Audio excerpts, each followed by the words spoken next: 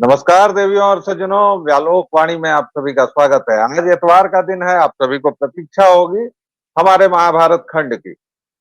और जैसा कि अस्वीकरण नहीं प्रतिज्ञा बंध पिछली बार हमने दोहराया था, एक बार फिर से दोहरा दूं, बस दो चार लाइनें हैं कि हम इस पूरी जो श्रृंखला है या जो पूरी श्रृंखला हम चला रहे हैं, ये कब तक चलेगी हमें नहीं पता। पूरे 1 लाख श्लोक जो हम लोग साथ साथ पढ़ने वाले हैं, महाभारत का पुनर्पाठ जो हम कर रहे हैं, इसमें हम किसी प्रक्षिप्त या किसी व्यक्ति विशेष, किसी विक्षिप्त के दिमाग की उपज किसी भी घटना को नहीं लेंगे।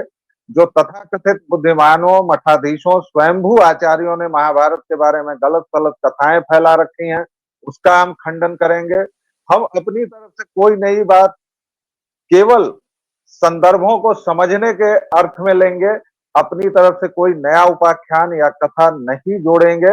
हाँ, काट छांट जरूर करेंगे उन तमाम प्रदूषण की जो महाभारत की कथा के साथ जुड़ गई हैं, जिन्होंने महाभारत की कथा को आच्छादित कर लिया है। हमारे साथ हैं ललित नारायण मिथिला विश्वविद्यालय के पूर्व संकायाध्यक्ष, हिंदी विभागाध्यक्ष श्री प्रभाकर पाठक। आपका बहुत बहुत स्वागत है आचार्य जी, नमस्कार। नमस्कार। महाभारत के अब तक हमने 4 एपिसोड किए हैं दर्शकों, और कथा प्रवाह केवल एक एपिसोड में हमने बताया था, वो भी इसलिए कि शुरुआती जो 5-6 एपिसोड हैं उसमें जो महाभारत को समझने के लिए आवश्यक टूल्स हैं, जो आवश्यक शब्द हैं, वो सब जब तक हम नहीं समझेंगे तब तक महाभारत को समझने की हमारी जिद और हमारे प्रयास व्यर्थ रहेंगे। इसलिए आज के इस एपिसोड में चर्चा 2 बातों पर कि महाभारत की मूल कथा किन की है। आप किसी भी सनातनी और हिंदू से पूछिए, लगभग 90 से 95% लोग इसमें गड़बड़ा जाएंगे कि ये कथा आखिर है किसकी, मूलतः ये कथा किसकी कही गई है। क्या कौरवों की है, पांडवों की है, भरत की है, या नहुष की है, या दशरथ की है, या राम की है, या कृष्ण की है, या बलराम की है। ये कथा आखिर है किसकी, इस पर बात करेंगे, पहली बात। और पिछले एपिसोड में हमने 18 से वेदव्यास के प्रेम की चर्चा की थी, वह चर्चा अधूरी रह गई थी, उस पर आएंगे। लेकिन शुरुआत मूलतः ये कथा किसकी है और उस बारे में हमारे दर्शकों को हमें क्या जानना चाहिए। जी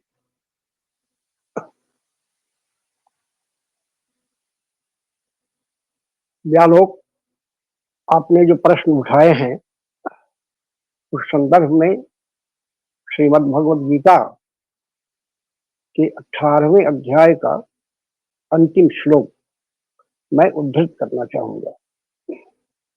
यत्र योगेश्वरो कृष्णः यत्र पार्थो धनुर्धरः तत्र सर्वविजयो भूतिर्ध्रुवा नीतिर्मतिर्मम।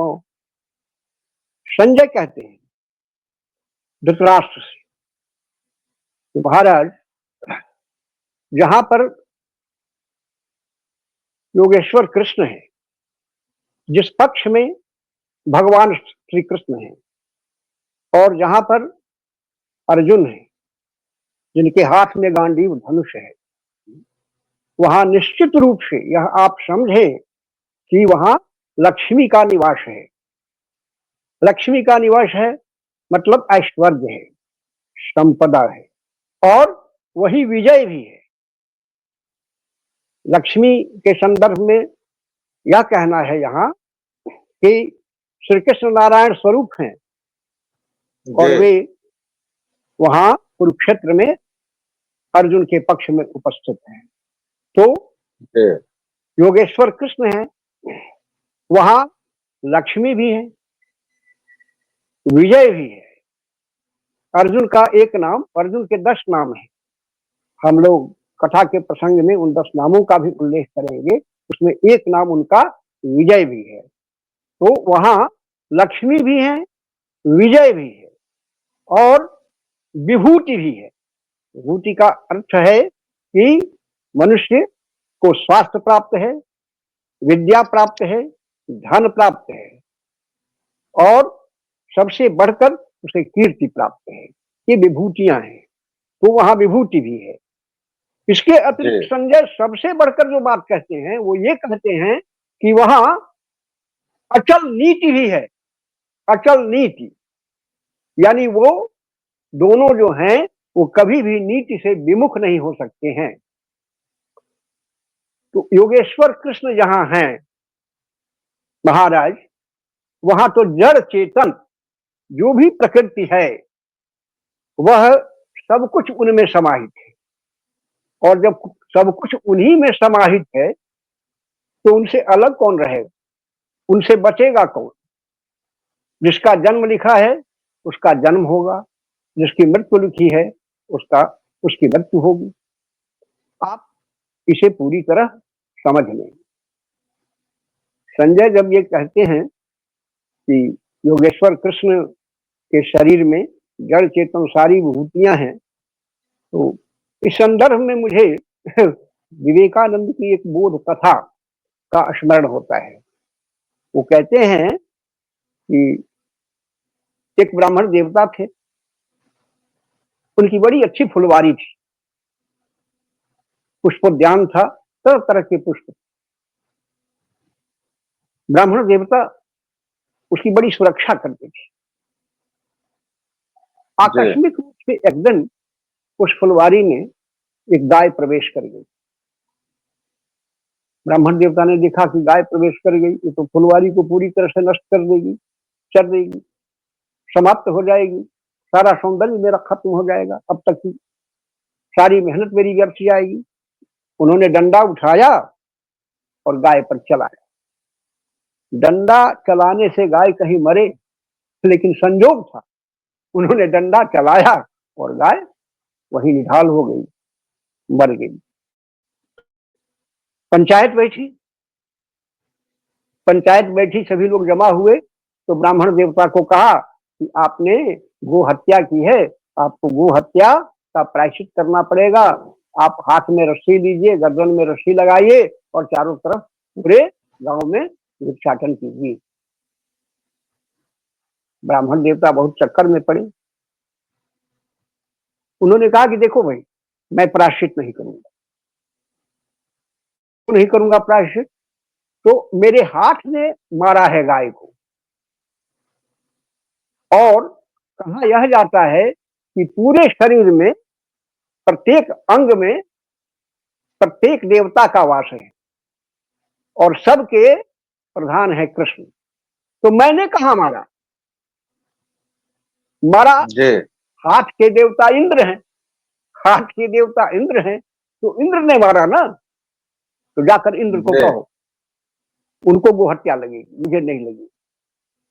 अब इंद्र वहां सुने अमरावती में, कहा कि भाई ब्राह्मण तो अद्भुत रूप से मुझे फंसा रहा है। उन्होंने नारद का आह्वान किया। आए नारद। नारद ने कहा कि क्या समस्या है, बोलिए। कहा कि अरे नारद देखिए, ऐसे ऐसे वो ब्राह्मण कह रहा है, क्या किया जाए, क्या उपाय है इसका, वो तो गोहत्या मुझे फेंक रहा है और वस्तुतः हाथ का देवता तो मैं हूं, उसके बाद में श्री कृष्ण है या विष्णु है। नारद ने कहा कि सुनिए, ये सही उपाय है, मैं पुरोहित बन जाता हूं और आप मेरे यजमान बनिए, चलिए। इंद्र ने कहा कि चलिए। पुरोहित का वेश नारद ने लिया, यजमान का वेश इंद्र ने लिया और दोनों वहां पहुंचे। पंचायत फिर जुटी तो कहा, ब्राह्मण के वेश में जो यजमान थे उन्होंने कहा कि देखो भाई, मैं इंद्र हूं और ये नारद हूं। ब्राह्मण ने मुझ पर जो वो हत्या का आरोप लगाया है, उसके लिए, उसके समाधान के लिए हम लोग आए हैं। पंचों ने कहा कि बोलिए। कहा कि ये ब्राह्मण क्या कह रहा है, कहीं कह रहा है कि हाथ में मेरा वास है, हाथ इंद्र है। मैं मानता हूं इस बात को, मेरे पुरोहित आप कहिए। तो हाँ बिल्कुल, हाथ में तुम्हारा वास है ही। तो मेरे पुरोहित का क्या कहना है, इसे आप लोग सुनिए। नारद ने कहा कि भाई देखिए, ब्राह्मण का भी मानना उचित ही है कि हाथ में इंद्र का वास है और आप लोग भी समझदार हैं, समझते ही होंगे कि हाँ सचमुच हाथ में इंद्र का वास है। तो ऐसा क्यों न किया जाए? क्या किया जाए? क्या किया जाए? इस ब्राह्मण के हाथ को ही काट दिया जाए, इंद्र कट जाएंगे। ब्राह्मण देवता, आप अपना हाथ स्वयं काट लीजिए, कोई नहीं काटेगा। आप इंद्र ने मारा है ना, आप ही इंद्र को मारिए। आप ब्राह्मण देवता हैं, आपका हाथ काटने का पाप कौन लेगा? आप स्वयं काटिए, इंद्र कट जाएंगे। यह बोध कथा कहने के बाद विवेकानंद कहते हैं कि व्यक्ति जो है वो बड़ा चतुर होता है। अपराध वह स्वयं करता है और अपना अपराध दूसरों पर थोपता है, देवताओं पर। श्री कृष्ण के संबंध में जो संजय यहां कहते हैं कि सभी जड़ चेतन में उनका अधिवास है, सभी जड़ चेतन में अधिवास है, और वे जहां जिस पक्ष में हैं वहां सभी भूत हैं, सभी जीव हैं। अर्जुन जहां है वहां नरत्व है, वहां श्री है, वहां पौरुष है, वहां ऐश्वर्य है। ऐसी स्थिति में हमें यह विचार करना होगा कि जब गीता के इस श्लोकांत में भी व्यास यह स्वीकारते हैं, कहते हैं कि जहां कृष्ण है और जहां अर्जुन, मतलब पहला श्लोक स्मरण करें आप, जहां से महाभारत शुरू होता है। नारायणम नमस्कृत्यम नरम चैव नरोत्तमम देवीं सरस्वती व्यासम ततो जयम उदीरयेत्। यानी नर और नारायण की यह कथा है। यह ऐसी कथा है जहां आप नर से नारायणत्व की तरफ चल सकते हैं। यह ऐसी कथा है जहां आप मनुष्यत्व से देवत्व की ओर प्रयाण कर सकते हैं। यह ऐसी कथा है जहां आप अपने बाह्य चिंतन से अपने अंतस चिंतक तक पहुंच सकते हैं। यह ऐसी कथा है कि आप युद्ध कर सकते हैं, लेकिन वह युद्ध आप ऐसा करेंगे जैसा अर्जुन ने किया, जैसा नर ने किया। नर की विशेषता क्या है? नर किसे कहते हैं? नर कौन है? जो नकार और स्वीकार। नर, नर का न है नकार और र है स्वीकार। जो स्वीकार और नकार दोनों के बीच में रहता है वह नर है, वह मनुष्य है, वह दुविधा में है, वह मोह में है, वह बंधन में है। नर यानी मनुष्य हमेशा बंधन में रहता है, और इस बंधन को काटने के लिए, इस बंधन को समाप्त करने के लिए उसे क्या चाहिए? नारायण की संगति चाहिए। नर की बात हमने की, लेकिन यहां फिर आगे बढ़कर व्यास कहते हैं कि नरं चैव नरोत्तमम। नर में भी उत्तम कौन होगा? नर में उत्तमता चाहिए, और उत्तमता उसी में होगी कि हमारे यहाँ सुभाषित में कहा जाता है कि यथा चतुर्भिः कनकं परीक्षते निघर्षणच्छेदनतापताडनैः।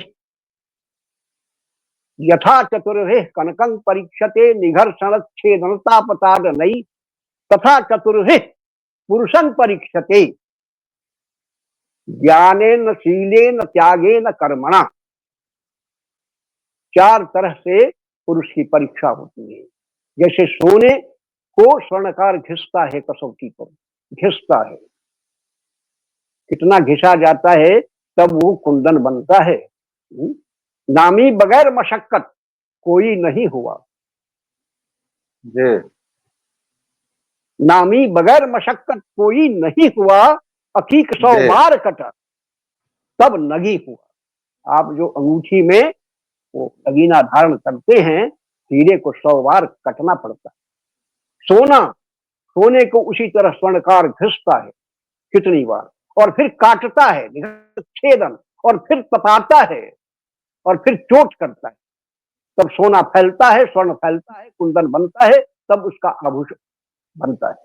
जी जी। और दर्शकों श्रोताओं, अभी जैसे हम लोग बात कर रहे हैं और आचार्य ने कहा कि ये नर और नारायण की कथा है, इन्होंने इसमें कुछ ऐसी बातें कही जो हमारे तथाकथित वैज्ञानिक सोच वाले मित्रों को लगेगा कि अरे ये क्या कह रहे हैं, क्योंकि नारायण हरेक गुण से प्रभूत हैं, नारायण के पास वो पुरुषोत्तम है, और इस तरह की बातें। तो ये जान लीजिए कि सबसे पहले हम इस बकवाद बात को हटा दें कि महाभारत मिथक है। जी नहीं, महाभारत हमारा इतिहास है, कृष्ण हमारे देवता हैं, कृष्ण हमारे भगवान हैं, और हम उसी दिशा में उनको पूजते हैं। और ये नर और नारायण की कथा है, यानी श्री कृष्ण और अर्जुन के माध्यम से ये कथा कही गई है। हाँ नारायण का जी अवतार कृष्ण को माना गया है, श्री कृष्ण को,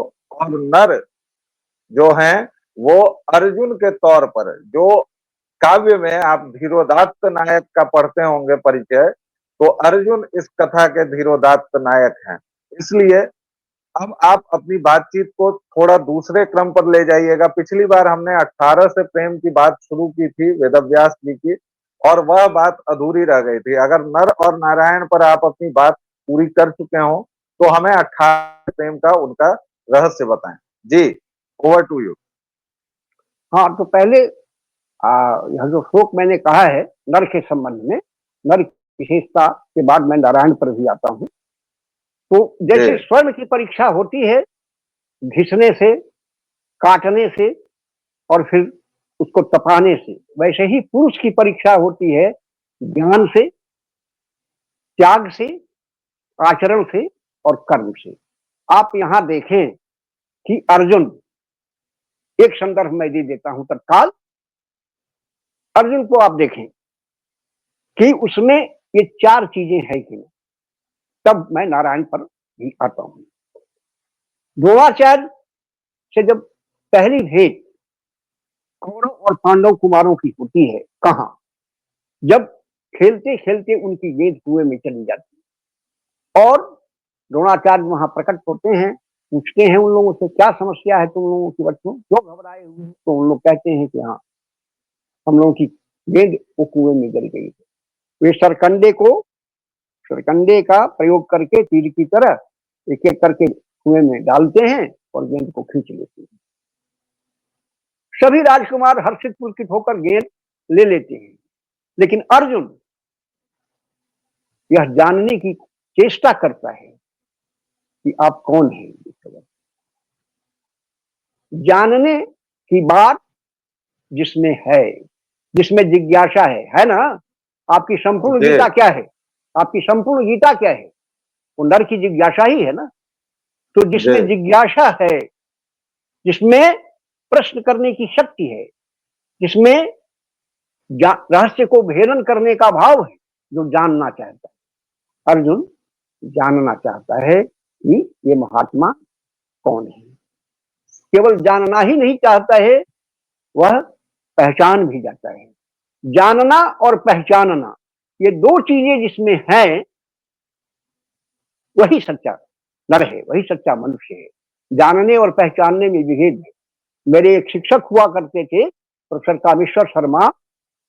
उनका परिचय जब कोई पूछता था या अपने आप को कहता था कि सर मैं आपको जानता हूं, तो वे कहते थे कि हाँ, आप जानते हैं लेकिन पहचानते नहीं हैं। जानने और पहचानने में अंतर है। मनुष्य, नर, आपके बाहर भी होता है और आपके भीतर भी होता है। आपकी बाह्य चेतना को भी प्रभावित करता है, आपकी बाह्य चेतना को भी वो जानता है, और आपके भीतर के जो तत्व हैं, आपकी का चित्त है, आपका मन है, आपकी प्रवृत्तियां हैं, उसको भी जानता है। वही सच्चा नर है। अर्जुन ऐसा ही नर है। और ऐसे नर, ऐसे नरोत्तम की संगति कौन करता है? ऐसे नरोत्तम की संगति कौन करता है? जैसे गुरु के संबंध में यह बात कही जाती है कि उसका जो शिष्य होता है पक्का और जिसे वो मानता है अपना हृदय, उस शिष्य को वह प्रत्येक जन्म में स्वयं खोजने की चेष्टा करता है। शिष्य को कोई उपक्रम नहीं करना पड़ता। वैसे ही नारायण अपने भक्त को बराबर खोज लेता है। किसी जन्म में भी कबीर ने कहा है अपने दोहे में, भक्ति बीज बिनसै नहीं, भक्ति बीज बिनसै नहीं, विनय लागे नहीं। जन्म अनंत, ऊंच नीच गृह जन्म ले, तऊ संत जी, को संत। सन। हाँ, भक्ति ऐसी ही है, वह किसी जन्म में मृत्यु नहीं है। तो अर्जुन की नर के रूप में यह भक्ति नारायण को बाध्य करती है कि उनके साथ वे अवतार। तो नर और नारायण का अवतार हमारे यहाँ आपने सुना होगा, सबने सुना है कि 10 अवतार ही प्रसिद्ध हैं भगवान की, लेकिन 24 अवतारों की प्रगणना भी व्यास ने की है। उन 24 अवतारों में नर और नारायण का अवतार जो है प्रायः ये मैं समझता हूँ 22वां है, 22वां या 21वां है अवतार नर और नारायण का। ये इनके पिता धर्म और माता मूर्ति कही जाती है। महाभारत में भी ये कथा है, आगे चल कर आएगी तो फिर उस संदर्भ में हम लोग बातें करेंगे। महाभारत में भी यह कथा है, महाभारत की ही यह कथा है। नर और नारायण एक साथ जन्म लेते हैं होनर होकर मातृगर्भ से, और जन्म के बाद वे तपस्या करने चले जाते हैं कहाँ, बद्रीनाथ। वहां वे घनघोर तपस्या करते हैं। उनकी तपस्या से प्रसन्न होकर भगवान शिव प्रकट होते हैं और उन लोगों से कहते हैं, बताइए मैं आप लोगों के लिए क्या करूं। तो वे लोग कहते हैं कि भगवान आप हम लोगों के लिए, ये है नर और नारायण की सम्मिलित कामना सृष्टि के लिए। भगवान आप हम ही लोगों के लिए नहीं, पूरे संसार के लिए, पूरी सृष्टि के लिए यहाँ पार्थिव लिंग के रूप में स्थापित हो जाए। आपका केदारनाथ जो पार्थिव लिंग है वो वही है, इसकी स्थापना नर नारायण की तपस्या से हुई थी। और चूंकि वे विष्णु के अवतार थे तो वहां उन्होंने बद्रीनाथ में विष्णु मंदिर की भी स्थापना की है, वो विष्णु मंदिर है।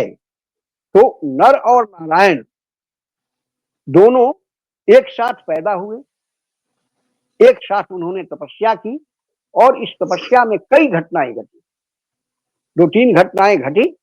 पहली घटना तो ये हुई कि इनकी जब तपस्या प्रघोर हो गई, आप जानते हैं इंद्र का आसन डोलने लगा, इंद्र चंचल हो गए कि भाई ये दोनों मेरे सिंहासन के लिए तो तपस्या नहीं कर रहे हैं।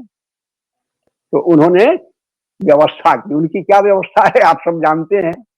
उन्होंने अप्सराओं को भेजा, कामदेव को भेजा, मृदंग वादन शुरू हुआ कामदेव का, अप्सराओं का नृत्य आरंभ हुआ, और अप्सराओं के नृत्य आरंभ से उन लोगों की समाधि खुली, दोनों की, नर और नारायण की। तो देखा कि भाई अप्सराएं नृत्य कर रही हैं सामने, इंद्र का प्रपंच है। तो नारायण ने नर से कहा कि भाई देखो, अब तो ये सब हमें मुग्ध करने के लिए आई हैं, तो हमें क्या करना चाहिए, हम क्या करें। नारायण ने पूछा नर से कि मैं क्या करूं। कहा कि आप कुछ ऐसा कीजिए जो इन लोगों से अलग हो, आप कुछ ऐसा कीजिए जो इन लोगों से अलग हो। भगवान कौन है, ब्रह्म कौन है, कर्तुम अकर्तुम अन्यथा कर्तुम। नर यही नारायण को कहता है कि आप तो करने वाले भी, कर्तुम अकर्तुम, आप नहीं भी करने वाले हैं, अन्यथा कर्तुम, आप कुछ तीसरा भी कर लेने वाले हैं। तो तीसरा होता है, क्या होता है, नारायण अपनी जांग ठोकते हैं, जांग, समझ रहे हैं, अपनी जांग पर चोट करते हैं अपनी हथेली से, और उससे पैदा कौन होती है, उर्वशी अप्सरा। जी, जितनी अप्सराएं वहां उपस्थित थी इंद्रदेव की, उन सबको मात करती हुई, उन सब के सर पर चढ़ती हुई, उन सबको लज्जित करती हुई, अपने सौंदर्य से उन लोगों को धूमिल करती हुई उर्वशी प्रकट हुई। उर्वशी का नाम क्यों है ना, इसीलिए है क्योंकि वह नारायण के उरु से पैदा हुई। उरु अर्थात जंघा। तो उर्वशी थाप मारी नारायण ने अपनी जंघा पर, और उससे उर्वशी पैदा हुई। और तब इंद्र, जैसे श्री कृष्ण ने गोवर्धन उठाकर उनके गर्व को चूर किया था, वैसे ही इंद्र का गर्व चूर हुआ और वे आए, उन लोगों की प्रार्थना की कि महाराज, मैंने जो यह प्रपंच किया था मुझे पता नहीं था, आप लोगों की शक्ति का पता मैं कैसे लगा सकता हूँ। और तो कहा नारायण ने कि ले जाओ, यह उर्वशी जो है वो मेरी भेंट है, हम लोगों की तरफ से तुम्हें भेंट है, ले जाओ। और तब से उर्वशी वही इंद्र की अमरावती में भक्ति करने लगी। ये एक बात है, यह एक प्रसंग है। आप केवल उरु ठोकने से उर्वशी को पैदा करने की शक्ति नारायण में नहीं थी। और क्या हुआ आपको जानना चाहिए, ये कथा आपको शिव पुराण में भी मिलेगी, वामन पुराण में भी मिलेगी, और संभवतः श्रीमद् भागवत में भी। एक राक्षस था, राक्षस, उसने सूर्यदेव की तपस्या की। सूर्यदेव की तपस्या की तो प्रसन्न हुए, कहा कि मांगो, क्या मांगते हैं। तो आप जानते हैं कि राक्षस जो भी तपस्या करते हैं वे सबसे पहले कौन सा वरदान मांगते हैं, अमरत्व का। जी, प्रभु अमर कर दीजिए। हाँ, हाँ मुझे अमर कर दीजिए, मैं काहू के मर ही न मारे। तो कहा भगवान सूर्य ने कि देखो भाई, ये तो असंभव है, ऐसा संभव नहीं है, लेकिन एक बात मैं कर सकता हूँ। कहा ये देखो, 1000 कवच हैं मेरे पास, इन कवचों को मैं तुम्हें प्रदान करता हूँ। उसका नाम, उस राक्षस का नाम क्या है, वही सहस्त्र कवच। 1 सहस्त्र कवच मैं तुम्हें प्रदान करता हूँ, और इतने कवच 999 कवचों का भेदन जब हो जाएगा तो तुम मेरे पास चले आओगे। कहा कि करिए महाराज, हमारे 999 कवचों का भेदन कौन कर पाएगा। प्रसन्न हो गया। इसके बाद घूमता करता वही पहुंचा, बदरिकाश्रम पहुंचा, देखा कि ये सब भाई तपस्या कर रहा है, ढोंगी है, क्या कर रहा है, इस सबको कुछ करना चाहिए। तो राक्षस कौन है, साक्षरा विपरीतानि भवन्ते की राक्षसा, साक्षरा को उलट लीजिए तो वो हो जाएगा राक्षसा। तो अपनी विद्या का रावण ने वैसे ही प्रयोग किया था ना, कितना बड़ा पंडित था, कितना बड़ा, लेकिन वो उलट गया तो राक्षस हो गया। सहस्त्र कवच ने देखा कि कुछ उपद्रव तो करना चाहिए, उपद्रव न करे तो फिर राक्षस क्या। उसने इन लोगों पर बाण चलाना शुरू किया। दोनों जग गए, समाज से उठे, और दोनों ने मिलकर, प्रायः ऐसी भी कथा है किसी किसी पुराण में, वामन या अन्य पुराणों में, में एक एक कवच उन लोगों ने फोड़ना शुरू किया। 999 कवच जब उसके टूट गए तो वही वरदान था। एक जो बचा तो फिर जाकर सूर्य में वह निविष्ट हो गया, प्रवेश कर गया। वही महाभारत में कथा मिलेगी, वही एक कवच, अंशावतार की कथा जब आएगी, वही एक कवच जो सूर्य भगवान में लिप्त हो गया। किसका अवतार हुआ, कर्ण का। वही कर्ण था जो सहस्त्र कवच राक्षस के 999 कवचों के तोड़ देने के बाद एक कवच जब शेष रह गया तो वह सूर्य भगवान में हो गया। जी, वही तो दर्शकों, श्रोताओं, आप जो लोग आजकल एक नई बीमारी चली है कर्ण को महानायक बनाने की, जिस तरह कुछ लोग रावण को रावण बाबा और बहुत पढ़े लिखे विद्वान ब्राह्मण होने के लिए आमादा हैं, ब्राह्मण को भी नायक बनाने पर आमादा हैं। उसी तरह कर्ण को जब रश्मि रथी लिखी दिनकर जी ने, उसके बाद से एक नया बवाल शुरू हो गया कि कर्ण को जबरदस्ती महानायक बनाने का, कर्ण को बहुत अच्छा दिखाने का, कर्ण के बारे में बहुत अच्छी अच्छी बातें कहने का। लेकिन ये कर्ण कम से कम 3 मौकों पर तो अर्जुन से ही हारा है, ये आगे की कथा में आ जाएगा। इसके अलावा इस कर्ण ने दुर्योधन को बिगाड़ने में कम भूमिका नहीं निभाई। और ये कर्ण कौन था? ये सहस्त्र कवच का प्रतिरूप है। तो दर्शकों श्रोताओं, फिलहाल इतना ही। बड़ी मजेदार कथाएं आएंगी बीच बीच में, और इसी तरह के अनेक एनेक्डोट्स आपके सामने आते रहेंगे। महाभारत हमारे साथ पढ़िए, हमारे साथ जुड़े रहिए। फिलहाल दीजिए इजाजत, एक छोटे से विराम के बाद हाजिर होंगे। आज पूरे दिन आप इस महाभारत कथा का आनंद उठाएं। हमारे अतिथि का बहुत बहुत धन्यवाद। और जिस तरह आप लोग स्नेह अपना बरसा रहे हैं, प्लीज उस स्नेह को कायम रखिए, लाइक शेयर और सब्सक्राइब करते रहिए।